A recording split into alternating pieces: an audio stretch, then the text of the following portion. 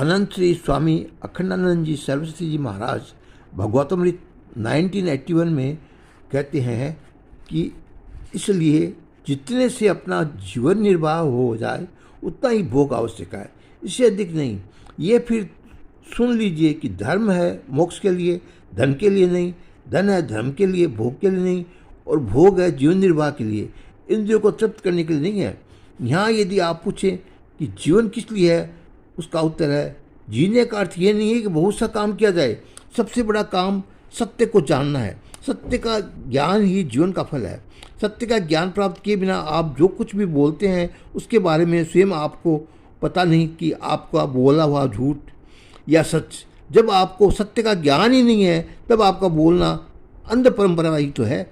आप जो कुछ भी करते हैं उसमें क्या पुण्य है क्या पाप है आपको मालूम है। जब तक उसका सत्य का ज्ञान नहीं होगा तब तक पाप पुण्य का ज्ञान नहीं होगा। इसी तरह परलोक का भी जीव ईश्वर का ज्ञान, सत्य का ज्ञान हुए बिना नहीं हो सकता। जब हम सत्य बोलेंगे तब सत्य का पालन करेंगे, और जब सत्य का पालन करेंगे तो सत्य को प्राप्त करेंगे। यदि हमारे जीवन में सत्य का ज्ञान ही नहीं है तो हमें समझना चाहिए कि हम अंधकार में भटक रहे हैं। इसलिए जीवन को सत्य में बनाना आवश्यक है, अनिवार्य है। सत्य अंध परंपरा का सत्य नहीं होता। जो सुन लिया, सोच लिया, जो मान लिया वही सत्य नहीं होता। सत्य वह है जो ईश्वर की दृष्टि में सत्य है। उसी सत्य को जान लेना, प्राप्त कर लेना जीवन की सफलता है। ईश्वर की दृष्टि में सत्य क्या है, इसको जानने के लिए ईश्वर की आंख से आंख मिलाइए। जिस आंख से ईश्वर दिखता हो उसी आंख से देखने पर सत्य दिखाई देता है। ईश्वर की पहचान यह है कि सबको अपने में देखता है, अपने से देखता है और अपना स्वरूप देखता है।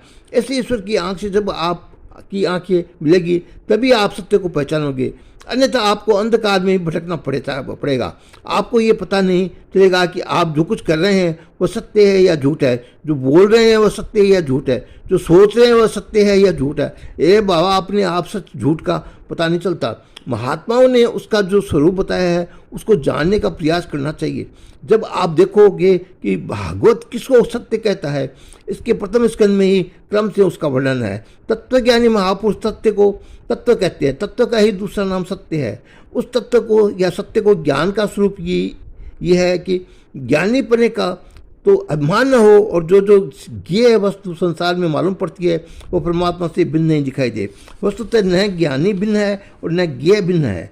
एक परमात्मा ही सर्वस्व है, सर्वातीत, सर्वसाक्षी और सर्वधिष्ठान है। उसके सिवा और कुछ है ही नहीं।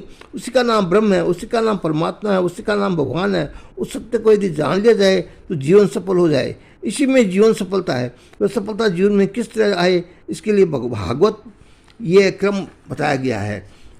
इस तात्पर्य यह है कि पहले पवित्र स्थान में जाओ, वहाँ महात्माओं का सत्संग करो, उनसे भगवान की कथा सुनो, उस पर श्रद्धा करो। फिर हृदय में श्रद्धा आती है और कान में श्रवण होता है, तब भगवान में रुचि उत्पन्न होती है। उसके बाद जब भगवान का भजन होने लगता है तब संसार में अनर्थ करने वाले हृदय के काम, क्रोध, लोभ आदि विकारों का निवारण हो जाता है।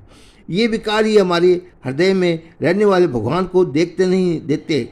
काम पर स्त्री या पर पुरुष को दिखाता है, लोभ धन को दिखाता है, क्रोध शत्रु को दिखाता है। परिणाम ये होता है कि हम अपने को भगवान को देखना भूल जाते हैं और संसार को देखने लग जाते हैं। भागवत कहता है यदि आपके हृदय में भक्ति आ जाए तो काम, क्रोध, लोभ आदि जो रजोगुण और तमोगुण भाव है वे चित्त को भेदते नहीं, घायल नहीं करते, दुखी नहीं करते, क्योंकि चित्त सत्य में स्थित हो जाता है और हृदय भगवत भाव से प्रसन्न एवं निर्मल हो जाता है।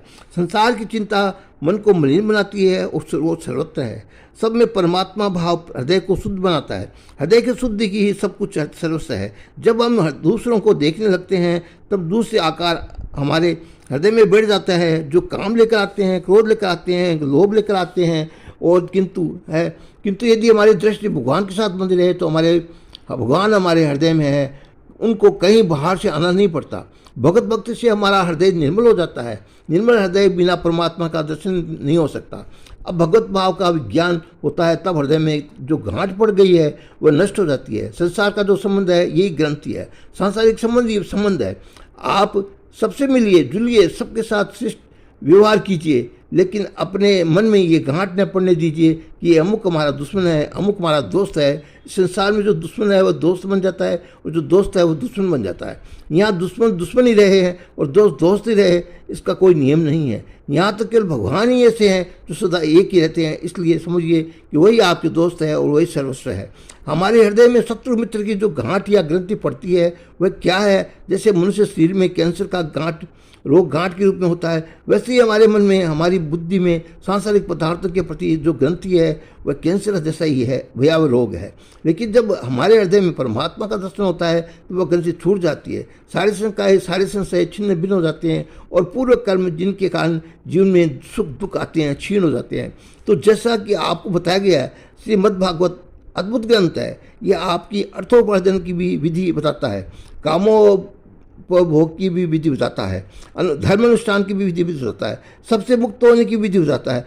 जब ये आपको भगवान की भक्ति बताता है, भगवान को मिलना बताता है, भगवान के प्रेम में डूब जाना बताता है, ये समग्र पुरुषार्थों का, परम पुरुषार्थों का, पंचम पुरुषार्थों का सिद्ध करने वाला है। बस अब आज इतना ही। कल से इस पर क्रम से पूर्वक दृष्टि डालने का प्रयास किया जाएगा, इससे कि आपके सामने इसकी एक झांकी प्रस्तुत हो जाए है। ओम शांति शांति शांति। अनंत श्री स्वामी अखंडानंद जी सरस्वती जी महाराज के भागवतामृत 1981 का ये भाग आपको बताया, आगे कल बताएंगे। जय श्री कृष्ण।